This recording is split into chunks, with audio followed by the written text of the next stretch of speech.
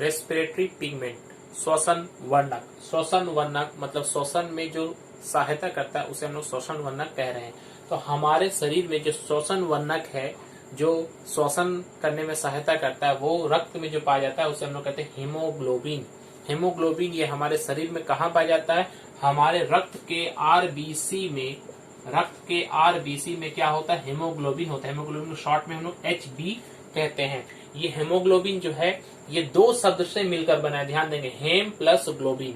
हेम का मतलब है लौह युक्त, मतलब लोहे का यौगिक, और ग्लोबिन जो है वो एक तरह का प्रोटीन है। तो हेमोग्लोबिन जो है वो एक लौह युक्त प्रोटीन को मिलाकर हेमोग्लोबिन बना है, जो कि हमारे आरबीसी में पाया जाता है। ये हेमोग्लोबिन का जो हेम यानी कि लोहा वाला भाग है वो सिर्फ 4% होता है, और ग्लोबिन जो है प्रोटीन वाला जो भाग है वो 96% होता है।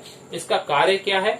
ये जब फेफड़े में जाता है तो ये ऑक्सीजन को ग्रहण करता है। ऑक्सीजन ग्रहण करने के बाद ऑक्सीजन और हेमोग्लोबिन आपस में मिलकर बनाते हैं ऑक्सी हेमोग्लोबिन।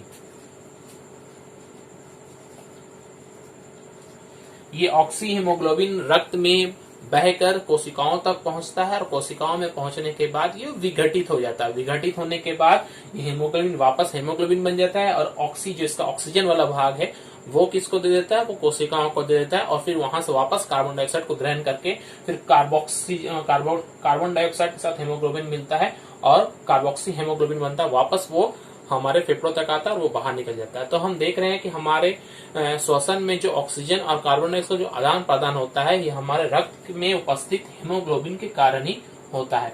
ये हेमोग्लोबिन जो है, ये हेमोग्लोबिन अगर देखें तो ये मेल में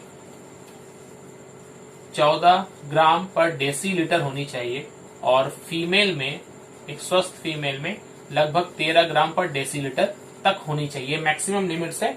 अगर इससे कम हो जाए हेमोग्लोबिन, तो हेमोग्लोबिन के कम होने पर हमारे शरीर में जो ऑक्सीजन और कार्बन डाइऑक्साइड का प्रवाह हो रहा है वो नहीं हो पाएगा, जिससे श्वसन लेने पर जो हमें ऊर्जा मिलती है वो ऊर्जा हमें कम मिलेगी और शरीर में सुस्ती हमें छा जाएगी।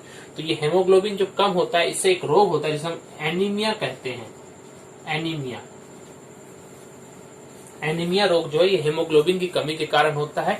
इसके अलावा एक और रोग है जॉन्डिस। जॉन्डिस में भी हम देखते हैं कि हमारा शरीर पीला पड़ने पड़ता है, वहां पर भी हेमोग्लोबिन की कमी होती है, अर्थात आरबीसी की कमी होने लगती है। तो ये हेमोग्लोबिन है। इसके अलावा एक और श्वसन वर्णक पाया जाता है जिसे हम हेमोसाइनिन कहते हैं। नेक्स्ट हेमोसाइनिन में देखिए, या कॉपर युक्त होता है। हेमोग्लोबिन क्या था? लोहे वाला भाग था, मगर हेमोसाइनिन क्या है? ये लोहे के स्थान पर कॉपर होता है, और कॉपर के होने से ही इसका रंग क्या होता है? नीला होता है। तो इस तरह का जो वर्णक है वो जिन प्राणियों में होगा उन प्राणियों का रक्त जो लाल नहीं हो पाएगा, उसका रंग क्या होगा? नीला होगा। तो नीला रक्त किस तरह के प्राणियों में पाया जाता है? कॉकरोच में, झींगा मछली या केकड़ा, इन तरह के जो प्राणी होते हैं इनके वर्ग के, इसमें हम लोग देखते हैं हेमोसाइनिन रक्त में पाया जाता है, जो कि ऑक्सीजन और कार्बन डाइऑक्साइड गैस का परिवहन करता है, और इसका रंग क्या होता है? नीला होता है। ये जिस तरह से हम लोगों ने हेमोग्लोबिन को पढ़ा, हेमोग्लोबिन हमारे रक्त के कहां पर पाया जाता था? आरबीसी में पाया जाता था। और हेमोसाइनिन ये कहां पाया जाता है? ये प्लाज्मा में पाया जाता है। ये दोनों मुख्य अंतर याद रखेंगे कि हेमोग्लोबिन आरबीसी में पाया जाता है, रक्त के आरबीसी में, और रक्त के प्लाज्मा में हेमोसाइनिन पाया जाता है। हेमोग्लोबिन के वजह से रक्त का रंग लाल होता है क्योंकि ये लोहा युक्त यौगिक है, और हेमोसाइनिन की वजह से रक्त का रंग नीला होता है क्योंकि ये कॉपर युक्त यौगिक है।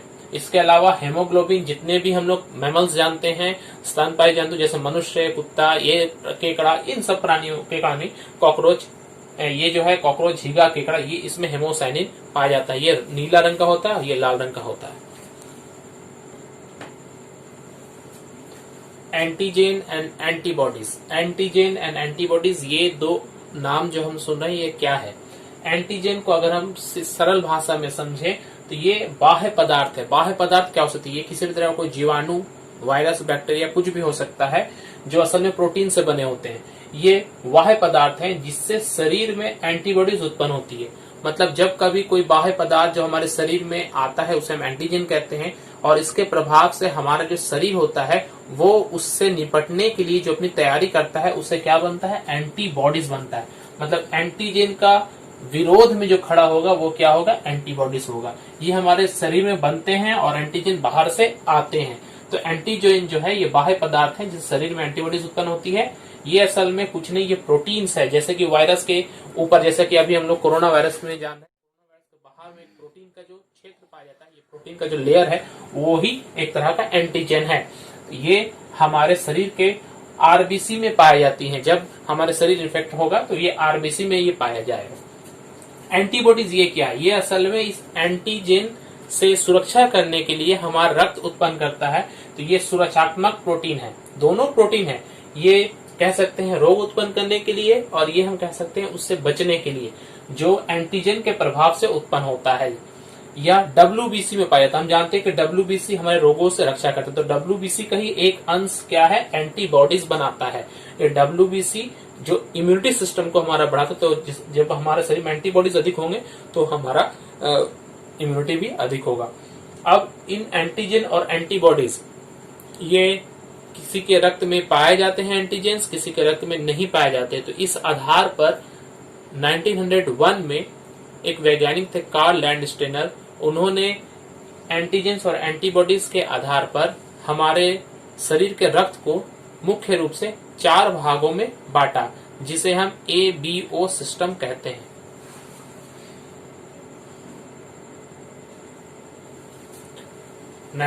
में कार्ल लैंडस्टेनर ने रक्त को 4 समूह में बांटा, जिसे हम ABO सिस्टम कहते हैं, क्योंकि इसमें जो हमारा ब्लड है उसे 4 ग्रुप बन सकते हैं, group A, group B, group AB और ग्रुप O। इन चारों ग्रुप को 3 भागों में हम लोग समझ रहे हैं। सबसे पहले RBC इनका कैसा होता है, मुख्य रूप से RBC हम लोग देखते हैं। ग्रुप A में जो RBC है उसका शेप देखिए, ग्रुप B में देखिए और ग्रुप AB में देखिए, ये दोनों का एक एक है, एक इसका शेप है और दोनों मिलाकर है। अब ग्रुप O में किसी भी तरह का कोई भी ये इस तरह का शेप नहीं, सिर्फ ऐसा है। एंटीजन क्या है, ये जो है सब एंटीजन ऊपर में जो देख रहे थे इसे हम A एंटीजन नाम देते हैं, इसे हम लोग B एंटीजन नाम देते हैं। और इसमें दोनों इसलिए बोथ लिखा गया, इसमें किसी भी तरह का एंटीजन नहीं है इसलिए नन है। O ग्रुप में किसी भी तरह का एंटीजन नहीं होता है। एंटीबॉडीज ग्रुप A जो है वो A एंटीजन जिसमें पहले से मौजूद है, उसमें एक तरह का एंटीबॉडी पाया जाता है एंटी बी मतलब B ग्रुप का जो ब्लड है वो A में कभी भी नहीं जा सकता है, क्योंकि जब B को हम A पे देखते हैं तो इसका एंटी है, इसके विरोध में काम करना शुरू कर देता है और हमारा शरीर का जो रक्त है आरबीसी वो नष्ट होने लगता है। तो हम देखेंगे B में एंटी A है, मतलब B को A कभी भी नहीं दिया जा सकता है। तो इस चीज को ध्यान देंगे, जिसमें एंटी जो रहेगा वो नहीं दिलाएगा। और AB जो है, AB में किसी भी तरह का एंटीबॉडीज नहीं है। और ग्रुप A में दोनों तरह के एंटीबॉडीज हैं, ग्रुप O में दोनों तरह के एंटीबॉडीज हैं। तो यहां से अगर हम लोग एक बात को समझे,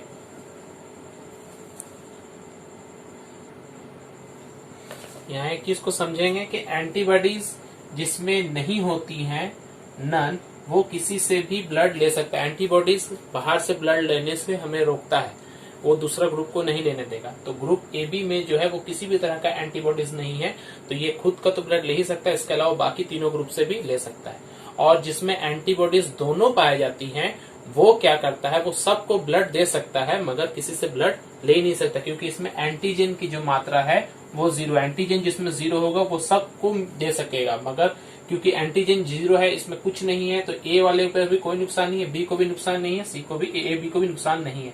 तो O जो है वो किसी को भी ब्लड दे सकता है क्योंकि उसमें एंटीजन नहीं है, और AB किसी से भी ब्लड ले सकता है क्योंकि उसमें एंटीबॉडीज नहीं। इस चीज को याद रखिएगा, एंटीबॉडीज जिसमें नहीं होगा वो किसी से भी ब्लड ले सकता है। तो इसे हम लोग कहते हैं यूनिवर्सल रेसिपिएंट, किसी से भी ब्लड ले सकता है। और चूंकि इसमें कोई भी एंटीजन नहीं है इसलिए किसी को ब्लड दे सकता है, जिसे हम लोग कहेंगे यूनिवर्सल डोनर। तो यूनिवर्सल डोनर कौन है, ग्रुप A, और ग्रुप AB क्या है, यूनिवर्सल रेसिपिएंट। मतलब O ग्रुप का ब्लड किसी को भी दिया जा सकता है, और AB जो ब्लड ग्रुप वाले लोग होते हैं वो किसी से भी ब्लड ले सकते हैं, मगर बाकी जितने ग्रुप हैं, A है तो ये सिर्फ A से ही ले सकता है और O से ले सकता है। A जो है ये लेगा A से और O से, B है B से और O से, AB है ये किसी से भी ले सकता है। और देने का अगर बात किया जाए तो ओ जो है ये सबको दे सकते हैं, इसलिए इसे डोनर कह रहे हैं, इसे रेसिपिएंट कह रहे हैं। लेकिन बाद में देखा गया एक और एंटीजन का आविष्कार हुआ जिसे हम लोग RH एंटीजन कहते हैं या रिसस फैक्टर बोलते हैं। उसके बाद में पता चला कि इसके अलावा ये 4 ग्रुप है, ये टोटल 4 ना होकर 8 हो जाता है, क्योंकि हर एक में एक और एंटीजन ऐड हो जाएगा जिसे हम लोग RH एंटीजन कहते हैं। RH rhesus factor. RH क्या है? ये जो A है जिसमें ये RH एंटीजन पाया जाता है उसे हम RH पॉजिटिव कहते हैं, और जिसमें ये RH एंटीजन नहीं पाया जाता है उसे हम लोग RH नेगेटिव कहते हैं। तो ग्रुप A में ये RH जो है ये अगर पाया जाएगा तो उसे हम लोग A पॉजिटिव कहेंगे, A पॉजिटिव, और जिसमें RH नहीं पाया जाएगा उसे हम लोग क्या कहेंगे? A नेगेटिव कहेंगे। तो देखते हैं जिसमें पाया जाता है वो पॉजिटिव, जिसमें नहीं पाया जाता है वो नेगेटिव। तो B भी उसी तरह से 2 हो जाएगा, B पॉजिटिव और B नेगेटिव। AB भी 2 हो जाएगा, AB पॉजिटिव और AB नेगेटिव, और O भी 2 हो जाएगा, O पॉजिटिव और O नेगेटिव। तो यहाँ पर हर ग्रुप जो है वो RH एंटीजन के कारण जिसमें एंटीजन पाया जाता है वो पॉजिटिव और जिसमें नहीं पाया जाता है वो नेगेटिव। इस तरह से देखो टोटल 8 ग्रुप जब हो गए तो 8 ग्रुप होने के बाद देखा गया कि जो O नेगेटिव है इसमें किसी भी तरह का एंटीजन नहीं। O पॉजिटिव अगर हम देखेंगे तो O पॉजिटिव में तो A और B एंटीजन कितने तरह के? एंटीजन 3 तरह के हो रहे हैं। यहाँ देखिए